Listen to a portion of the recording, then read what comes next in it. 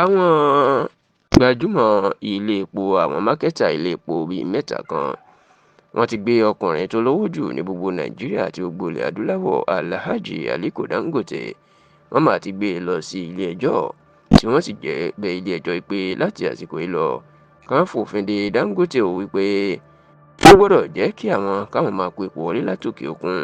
Wọ́n sì gbọ́dọ̀ fòfin de wípé kò gbọ́dọ̀ máa lo ọwọ́ agbára láti jẹ́ pé òun nìkan ni yóò máa ta epo bẹntiróòlù fún gbogbo ọmọ Nàìjíríà.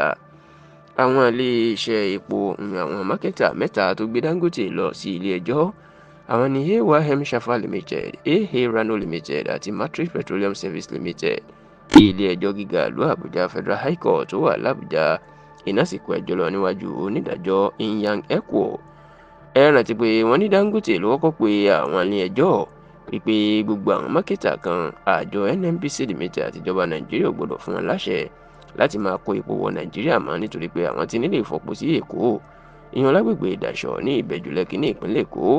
Epo táwọn sì ń fọ̀ ó ti tó gbogbo ọmọ Nàìjíríà lò. Ìyẹn pé Dangote ń sọ pé kí ilé ẹjọ́ kó fòfin de gbogbo mákẹ́tà láti má ṣe jẹ́ kán kó epo wọlé mọ́ kó sì jẹ́ pé ọwọ́ òun nìkan ṣoṣo ni wọn yóò ti máa ra epo. Ẹjọ́ yìí mà ní àwọn iléeṣẹ́ mẹ́ta iná ń takò táwọn náà gba ilé ẹjọ́ lọ wípé ká má ṣe fààyè gba Dangote ní irú nǹkan bẹ́ẹ̀ ká jẹ́ kí oníkálukú kó lọ máa kó epo ẹ̀ wọlé látòkè òkun.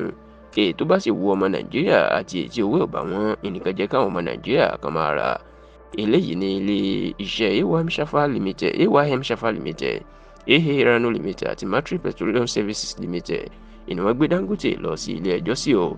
Ṣùgbọ́n nígbà tó ń gbé ìdájọ́ kalẹ̀ onídàájọ́ Inyang Ekwo ó sún ọjọ́ ìgbẹ́jọ́ síwájú di 20 oṣù kìíní ọdún tó ń bọ̀ èyí ò di 20th of January 2024. Bẹ́ẹ̀ ló gba àwọn tí ọ̀rọ̀ kàn ní ìmọ̀ràn pé kó tó di àsìkò náà wọ́n lè bára wọn sọ̀rọ̀ bóyá wọn yóò gbé ẹjọ́ ọ̀hún kúrò ní ilé ẹjọ́.